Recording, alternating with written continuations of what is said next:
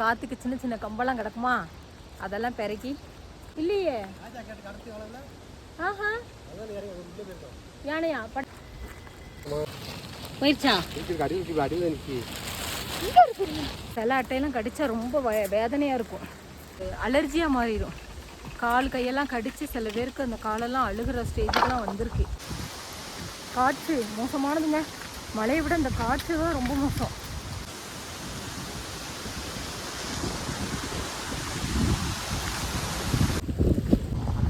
யானை வந்து மேலே வந்திருக்கு.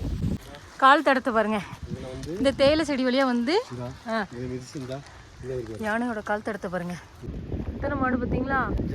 ஒன்று அங்கே தலையை தூக்கி நிற்க பாருங்க. வீட்டில் வேலையெல்லாம் முடிச்சுட்டு அப்படியே கடையை வந்து பார்த்துட்டு போகலாம் அப்படின்னு சொல்லிட்டு வந்தேன். இப்போ கொஞ்சம் மழை குறைச்சிருக்கு, விட்டு விட்டு மழை வருதுங்க. நம்ம டேமில் தண்ணி எந்த அளவுக்கு ஏறி தெரியுமா? கீழே வந்து அந்த புஸ்ஸு வந்து அடைச்சிட்டாங்க. தண்ணி பார்த்தீங்களா? அடைச்சாங்கன்னா ஒரு மாதத்துலேயே ஃபுல்லாயிரும். ஏன்னா மழை வந்து கூடுதலாக பெஞ்சிச்சுன்னா டக்குன்னு தண்ணி ஏறிடுங்க. டேமில் சுத்தமாக தண்ணி இல்லாமல் இருந்துச்சு பார்த்தீங்களா? இப்போ அடைச்சி ஒரு 4 நாள் தான் இருக்கும். 4 நாளில் தண்ணி எந்த அளவுக்கு ஏறி இருக்கு பாருங்கள். அந்த எண்டு வரைக்கும் ஏறி இருக்கு.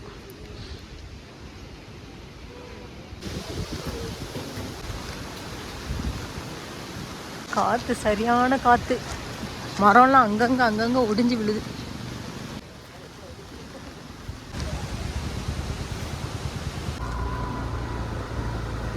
கொஞ்ச நேரம் கடையை திறந்து வச்சுட்டு உட்காந்தோம். போனி கூட ஆகலை, அப்படியே கிளம்பியாச்சு. காற்று பயங்கர காற்றுங்க. டேமில் உட்காரவே முடியல. இதோ மரம் அங்கங்கே ஒடிஞ்சு கிடக்கா. இந்த காற்று நேரத்தில் இதுதான் பயங்கர டேஞ்சர். ரோட்டில் வந்து அங்கங்கே ஒரு சில கம்பு வந்து காஞ்ச கம்பு விழுந்து கிடக்கு. சரி, அதையும் கையோட வெட்டி வீட்டுக்கு எடுத்துகிட்டு போயிடலாமேன்னு 2 பேரும் இங்கே நிற்கிறோம். காற்றுக்கு விழுகிற கம்பு மட்டும்தான் எடுப்போம். மரம் பாருங்கள் எங்கெல்லாம் ஒடிஞ்சு விழுந்துருக்குன்னு இந்த காற்றுக்கு. தெரியுதா? அவ்வளோ பெரிய மரம். இனிமேல் ஃபுல்லாக இதாங்க இங்கே நடக்கும். இந்த காஞ்ச கம்பு, பச்சை கம்பு கூட ஒடிஞ்சு விழும்.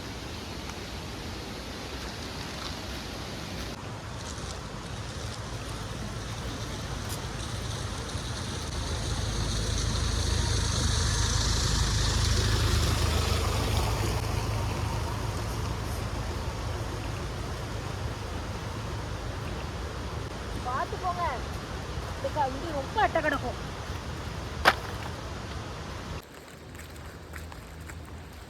அங்கனங்கன்னு இந்த மாதிரி காற்றுக்கு சின்ன சின்ன கம்பெல்லாம் கிடக்குமா, அதெல்லாம் பெருக்கி கொண்டு போனோன்னா விறகுக்கு யூஸ் ஆகும்ல, அதனால தான். எங்க இல்லையே. ஆஹா, யானையா? யானை வந்துருச்சு போல மக்களே. நம்ம எஸ்டேட்டுக்கு யானை வந்துருச்சு.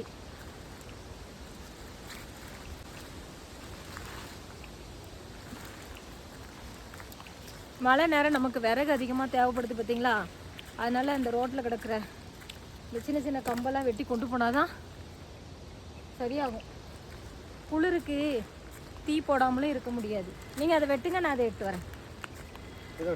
அதான் குளிருக்கு வீட்டில் வந்து அடுப்பில் எப்பயும் கதன்னு தீ போட்டால் தான் வீடு கொஞ்சம் சூடாக இருக்கும்.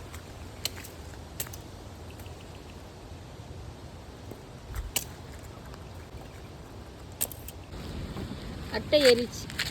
இங்கே இந்தா போயிடுச்சா? நான் தான் சொன்னேன் இந்த காட்டுக்குள்ள அட்டை நிறைய இருக்கும்னு. மழை வந்து கூடி கூடி குறையுதுங்க.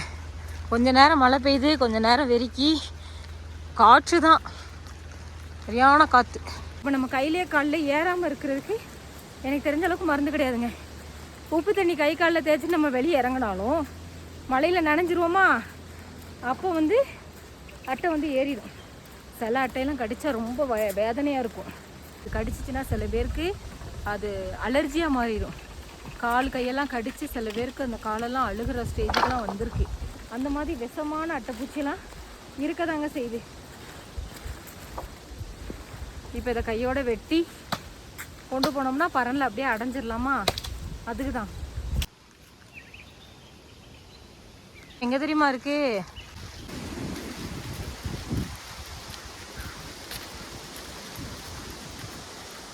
அந்த மேலே கேட் கிட்ட கொண்டு போட்டோன்னா அங்கே வச்சு வெட்டி அப்படியே எடுத்துகிட்டு போயிடலாம்.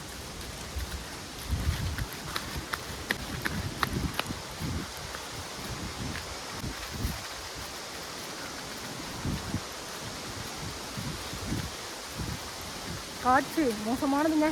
மழையை விட இந்த காற்று தான் ரொம்ப மோசம். மரங்கிற மேலே விழுந்துருச்சு, அவ்வளோதான் சங்கடம், ஒன்றும் செய்ய முடியாது.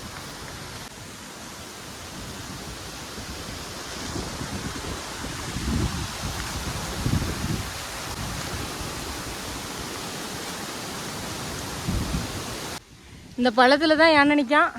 ஆனால் என்ன யானை அப்படிங்கிறது தெரில. அங்கே போய் நின்று பார்ப்போம், அப்போ யானை தெரியலாம். எங்கே வந்திருக்கு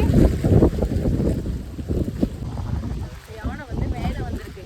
மேலேருந்து பார்த்தீங்கன்னா அந்த இடத்துல அப்படி வலிக்கி இப்போ காட்டுது. அந்த இடம் தான் அதுன்னு. மேலே ஆமாம் ஆமாம், நம்ம தேயிலை செடி இருக்குது பார்த்தீங்களா, தேயிலை செடியிலேருந்து கீழே இறங்கி ஆள் இதில் வலிக்கி அப்படியே கீழே இறங்கி 2 யானையா?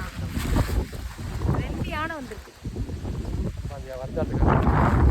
வாங்க போகலாம். ஒரு யானை நினச்சா, ஆனால் 2 யானை வந்திருக்கு நம்ம ஸ்டேட்டுக்கு.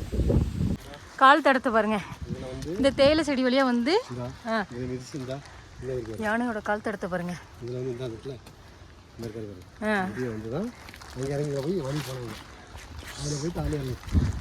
எப்படிங்க அது வழியாக இறங்கியிருக்கனே, அதில் போய் சல்லுன்னு வலிக்கு கீழே வீட்டுனோட தடத்தை பாருங்க. இப்போ நாங்களும் வீட்டுக்கு கிளம்பிட்டோம். அடுத்த மழை ஆரம்பிக்கிறதுக்குள்ளே வீட்டுக்கு போகணும்.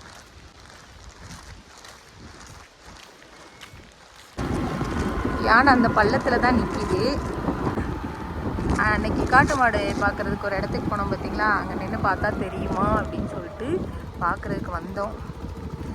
யானை நின்னா பார்ப்போம், இல்லாட்டி போவோம். இந்த கப்பரை இருக்குல்ல, ஆமாம், இந்த கப்பரைக்குள்ள அந்த சகதி தெரியுதா? அந்த ஆளுக்கு தெரியுதா? இந்த கப்பரை ஆடுதா? ஆமாம் ஆமாம், அதுக்கு நேராக பாரு சகதியா இருக்கா? சகதி கிடக்கு. அதான் யானை நின்று.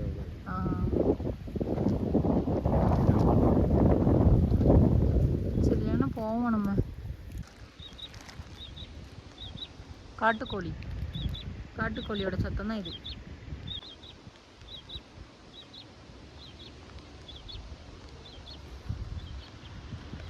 காட்டு மாடு வந்து அதிகமாக இங்கே தாங்க நிற்கும். அந்த நிற்கல, நாங்கள் அன்னைக்கு வீடியோ எடுத்ததும் இங்கே நின்று தாங்க எடுத்தோம். ஜூம் பண்ணி காமிக்க பாருங்க, அந்த கருப்பு கலரில் தெரியுதா? காட்டு மாடெல்லாம் இங்கே தாங்க நிற்கும் நிறைய. அன்னைக்காவது 2 காட்டு மாடு தான் பார்த்தோம். இன்னைக்கு எத்தனை நிற்கி பார்த்தீங்களா? இஷ்டம் போல் நிற்கி, குட்டியோடு நிற்கி.